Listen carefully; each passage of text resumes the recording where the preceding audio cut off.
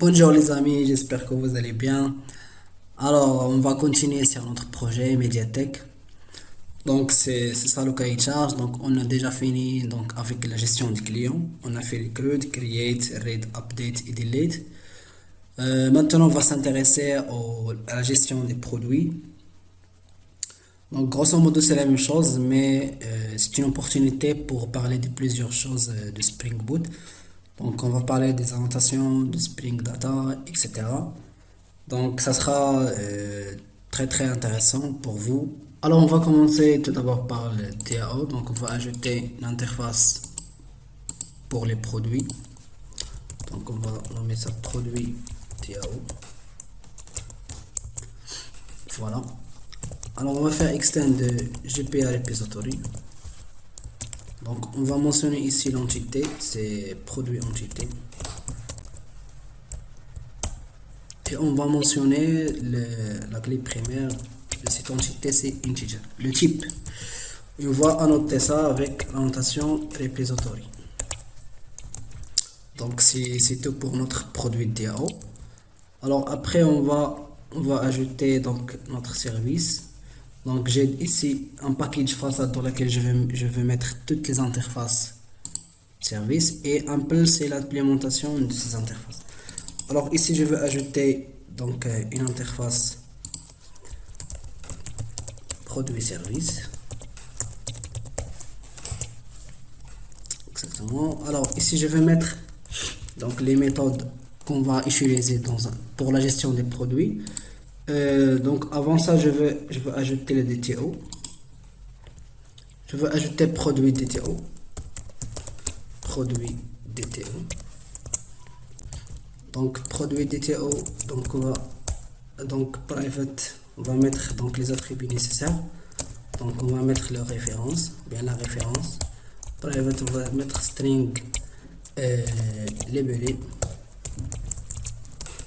On va mettre private, donc big decimal, on va mettre le prix. C'est mieux d'utiliser donc big decimal au lieu d'utiliser double ou bien float lorsqu'on manipule des grands nombres ou bien les prix ou bien les montants, etc. Donc c'est mieux de travailler avec big decimal. Alors ici on va mettre donc la quantité en stock. Donc on va donc quantité en stock. Voilà. Donc ça c'est donc ici on va faire par exemple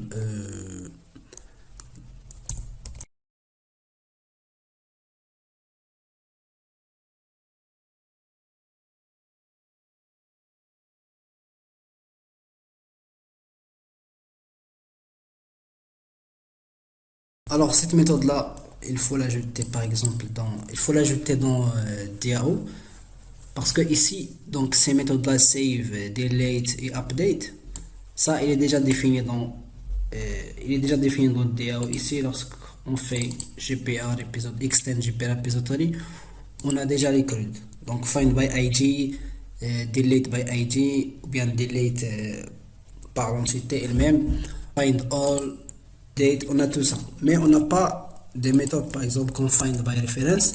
Donc, il faut ajouter ça ici. Alors, ici, on va utiliser l'un des features de Spring Data. C'est qu'il va déduire la requête et il va exécuter la requête à partir de la signature d'une méthode. Donc, nous, on va écrire une signature, par exemple, find by reference. On a besoin de cette méthode. Ou bien find by labelé, ou bien plusieurs d'autres méthodes qu'on peut écrire ici. Et Spring Data va déduire directement à partir de la signature la requête qu'il va exécuter. Il va exécuter la requête et il va retenir le résultat. Donc ici nous on a besoin de find by reference. Donc le type de retour c'est produit entité. Je vais faire find. Moi j'ai autocomplete de IntelliJ. Donc ici find by. Il faut écrire la méthode avec une format bien spécifique. Par exemple il faut faire find et by. Et ici, il faut spécifier par exemple un champ, bien un attribut qui existe dans produit entité. Et on va faire la recherche à partir de cet attribut-là. Par exemple, on a soit par référence, soit on a par labelé, soit on a d'autres. Donc, tous les champs, on peut faire ici find by n'importe quel champ. Alors, ici, on a besoin nous de find by ref.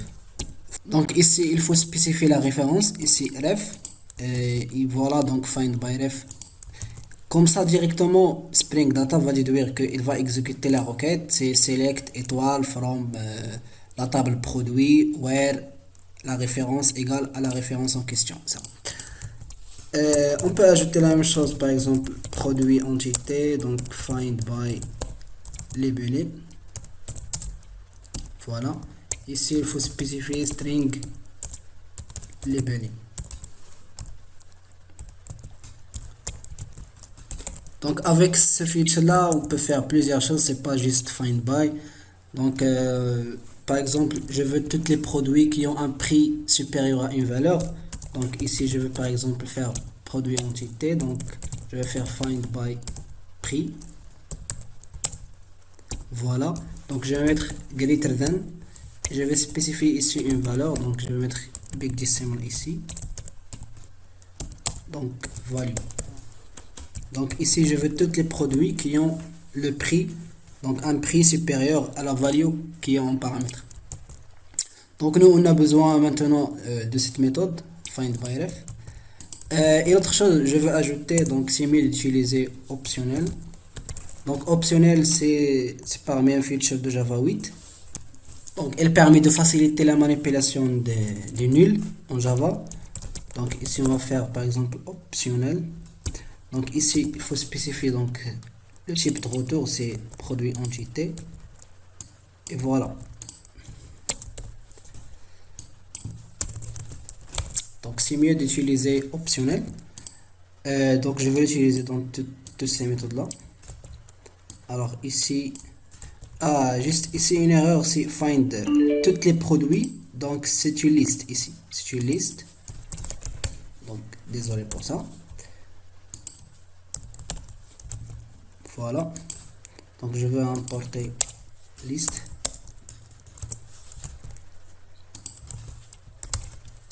Maintenant, je vais implémenter cette méthode find by ref. Ici, j'ai dans produit service, j'ai déjà cette méthode. Voilà find by ref. Alors ici, je vais l'implémenter.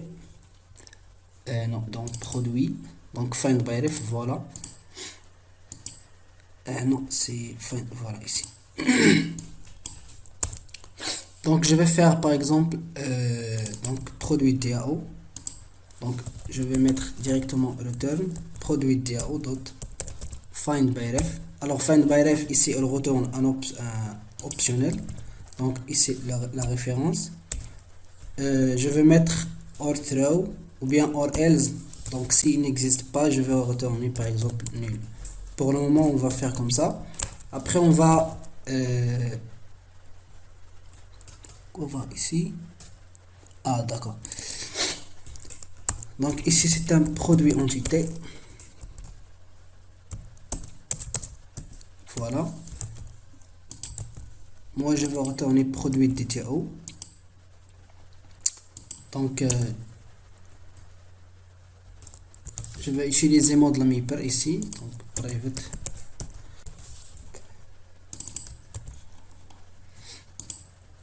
Donc je vais tester sur produit entité si il est nul. Donc je vais retourner directement nul. Donc sinon je vais faire return donc mode lamper dot map. Donc ici la source c'est produit entité et la destination c'est produit DTO classe. Donc après on va faire les exceptions comme on a fait avec les clients. Donc ici on va directement trouver une exception, produit not found. Donc voilà ici find by ref.